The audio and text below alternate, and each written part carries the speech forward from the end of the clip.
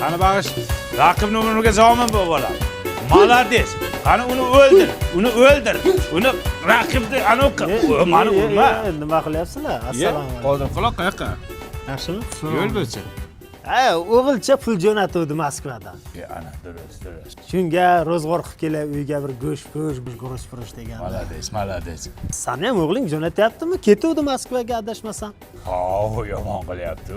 Ishlari ham zo'r, pullar ham jo'natyapti. Yaqinda bitta mashina olib bermoqchi, nima edi? Qora Gentra olib beraman dadajon deyapti. Voh, Gentrava. Молодец. Ota bola gazini bosinglar. Mayli, ko'rishamiz. Mayli. Kamroq jo'natgandir saniki, ha? Nasibaga yarashadi. Mayli. Yaxshi. Akang o'zi pul jo'natyaptimi? Ha, taksidan pochta qilib jo'nataman deb 8 kunlarda kelardi dedi. Kelarmikan? Sharmanda qilmasin desh qiladi. Qarang. Qani bag'ish. Doktor, sen borkimi? Raqibni mana yerdan ushlagin-da. Nazira jonim. Nazira. Assalomu alaykum. Qo'shni yaxshimisiz? Ha, Qodir quloq, o'sroqong'izga o'xshab o'ynab yotibsan, gemoroyin chiqdimi deyman. Xursandchilik. Bu o'g'ilcha Moskvadan pul jo'natuvdi. Dada, uyda zerikib yotibsiz, bir biznes boshlang deb.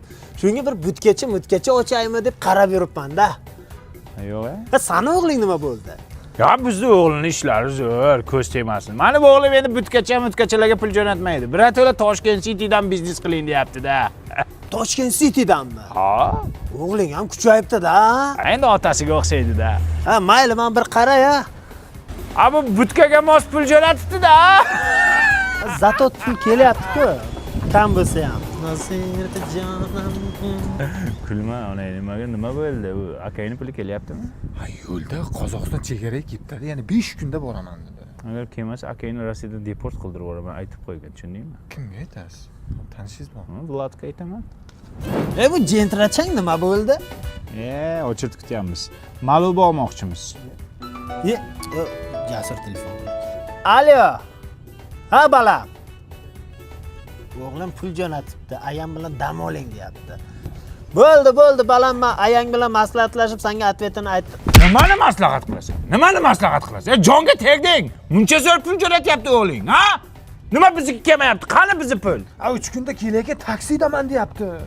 Pishkom kelyaptimi? So'ra olasini yursin. Nima bo'lyapti? Pulni taksida jo'natganmi? Nimada jo'natsa?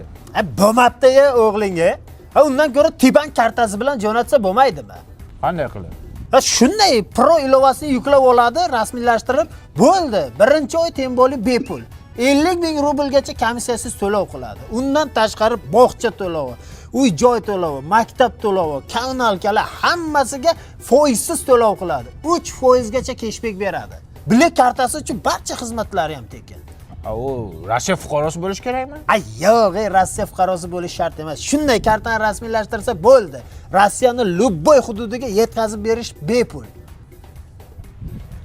Sen bir o'g'lingdan so'rab surishtir. Birontani topgan, uylanib olgan o'sha yerda.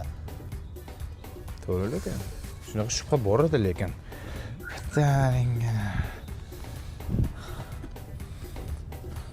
Balo dada, go'r dada. Dada dema mani. To'g'risini ayt bolam. O'sha yerdan birontasiga uylandingmi? Nastiyagami, gimnastiyagami? Uylandingmi? Yo'q. Uyga kelma, va shu qorayni ko'rmaysan. Saq. Boring qo'l. Nima bo'pti? Uylanibdi. Nastya degan opa bor edi, deydi. Natasha degan 58 yosh ekanmish. Propiska uchun uylandim, dada majbur bo'ldim debdi. 58 yosh? 30 yosh katta ekan. Nima qiladi uni? Ona qiladimi? Nima qiladi? Ona qiladimi? Bilmayman nima qiladi. Hamma qilgan ishni qiladi. Kartaning o'zi esa mana bunday ko'rinishda bo'lib, undagi tabiat manzaralari doimo jonajon o'lkangizni yodingizga solib turadi. Tavsifdagi havola orqali o'tib, kartani rasmiylashtiring. Tibank Rossiyada yashash va ishlash uchun